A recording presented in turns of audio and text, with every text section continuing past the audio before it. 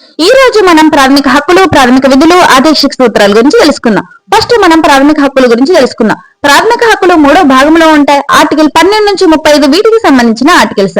ప్రాథమిక హక్కులను మనం అమెరికా దేశం నుంచి స్వీకరించాం. నెక్స్ట్ ఆదేశిక సూత్రాలు. ఆదేశిక సూత్రాలు 4వ భాగంలో ఉంటాయి.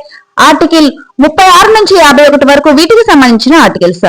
ఆదేశిక సూత్రాలను మన ఐర్లాండ్ దేశం నుంచి తీసుకున్నాము. నెక్స్ట్ మన ప్రాథమిక విధుల గురించి తెలుసుకుందాం. ప్రాథమిక విధులు 4A భాగంలో 51 సబ్ ఆర్టికల్ ఏలో చేర్చారు. ప్రాథమిక విధులను మనం రష్యా నుంచి స్వీకరించాం.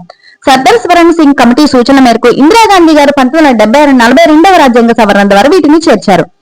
సర్దార్ స్వరణ్ సింగ్ కమిటీ సూచనల మేరకు 10 ప్రాథమిక విధులను మాత్రమే చేర్చారు. 11వ ప్రాథమిక విధిని 2002 86వ రాజ్యాంగ సవరణ ద్వారా 6 నుంచి 14 లోపు సంవత్సరాల బాల బాలికలందరికీ ప్రాథమిక విద్యను అందించడంలో తల్లిదండ్రులు, ఇతర సంరక్షకుల బాధ్యత తప్పనిసరిగా ఉండాలి అనేసి దీని అంశం. ఈ వీడియో మీకు నచ్చితే లైక్ చేయండి, షేర్ చేయండి, సబ్స్క్రైబ్ చేసుకుని మరిన్ని ఇంట్రెస్టింగ్ వీడియోస్ కోసం నా ఛానల్ ఫాలో అవ్వండి.